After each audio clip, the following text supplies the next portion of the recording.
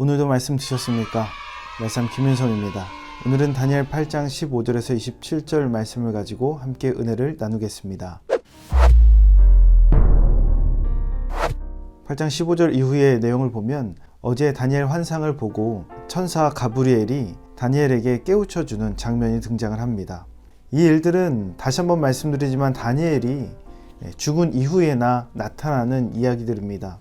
그럼에도 불구하고 가브리엘 천사가 그 나라들의 이름을 정확하게 이야기하면서 다니엘에게 이 환상의 해석이 이런 것이다 라고 설명을 하고 있습니다.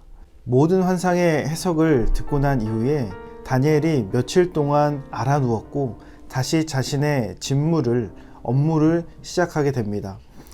그러면서 이 환상을 마칠 때 천사가 이렇게 이야기하죠. 다니엘에게 이 환상이 확실하니 너는 이 환상을 간직해라.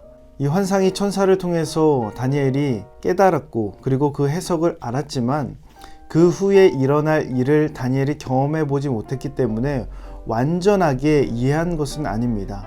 아무리 뛰어난 사람이라고 할지라도 하나님의 그 깊이를 담을 수 없는 것처럼 다니엘처럼 뛰어난 인물도 자신의 경험의 한계, 연륜의 한계를 뛰어넘을 수 없는 겁니다. 그러기에 다니엘도 이 환상의 뜻, 하나님의 그 깊이를 완전하게 담을 수는 없었습니다. 그러기에 간직하는 것, 그것을 완전히 해석하는 것이 아니라 담아두고 기억하고 간직하는 것이 우리가 해야 될 일이다 라는 겁니다. 우리가 하나님의 말씀을 대할 때 때때로 이해가 되지 않는 부분들도 많이 있을 겁니다. 내게 주어진 상황과 환경을 바라보면서 하나님 아버지의 뜻이 어디에 있는 것인가 이해되지 않을 때가 많이 있어요. 그런데 우리가 그때마다 이해하려고 하는 것이 아니라 하나님의 그 말씀을 간직하는 자세가 필요하다는 것이죠. 우리는 하나님의 그 깊이를 다 담을 수 없습니다. 왜냐하면 두 가지로 정리할 수가 있는데 오늘 본문에 찾아보면 우리는 일어날 일에 대한 예측이 불가능합니다. 일어날 일에 대한 예측이 불가능해요. 대응이 불가능해요. 그것을 막을 수도 없고 그 일어나는 일들을 안 일어나게 할 수도 없습니다. 이것이 우리의 한계입니다. 한 치 앞도 내다볼 수 없는 우리 인간의 한계, 일어나는 일들에 대해서 대비할 수 없는 그 한계가 우리에게 분명히 존재한다는 겁니다. 그러기에 23절 말씀에 한 왕이 일어나서 그의 백성들을 박해하고 힘들게 하고 짓밟을 때 우리는 대응할 수 없고 세상의 그 권세와 세상의 그 힘에 대해서 우리가 이겨낼 수 없는 그런 한계가 분명히 존재한다는 겁니다.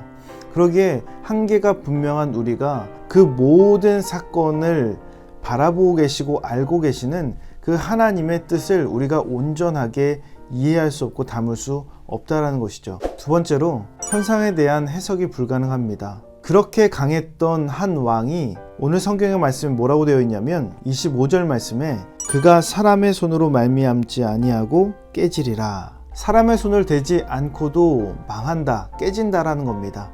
굳이 사람이 손을 대지 않아도 그 왕은 망한다라는 거예요. 그렇게 강력했던 나라, 그렇게 강력했던 왕이 사람이 어떻게 하지 않아도 망하게 된다라는 거예요. 우리는 이 현상에 대해서, 이 일들에 대해서 이해할 수가 없어요. 어떻게 그렇게 강한 나라가 망하지? 어떻게 그렇게 절대적인 권력이 망할 수가 있지?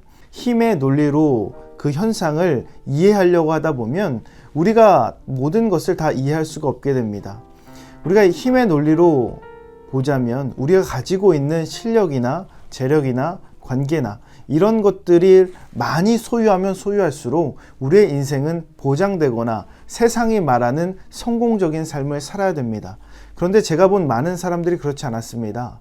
일어나는 결과와 현상에 대해서 우리는 온전하게 해석할 수 없다라는 한계를 가지고 있습니다. 그러기에 이런 말이 있죠. 클래스는 영원하다. 어떠한 운동 선수를 가리켜서 정말 뛰어날 만큼의 실력을 갖춘 선수들이 나중에 후대에 시간이 지나도 그 실력이 영원하고 그가 했던 것들이 있기 때문에 그 클래스, 그가 갖고 있는 실력은 영원하다, 뛰어나다, 다르다라고 표현을 합니다. 하나님의 클래스는 영원합니다. 하나님의 클래스는 달라지지 않습니다. 인간은 노화되고 인간은 떨어지지만 하나님은 영원하시다라는 것이죠.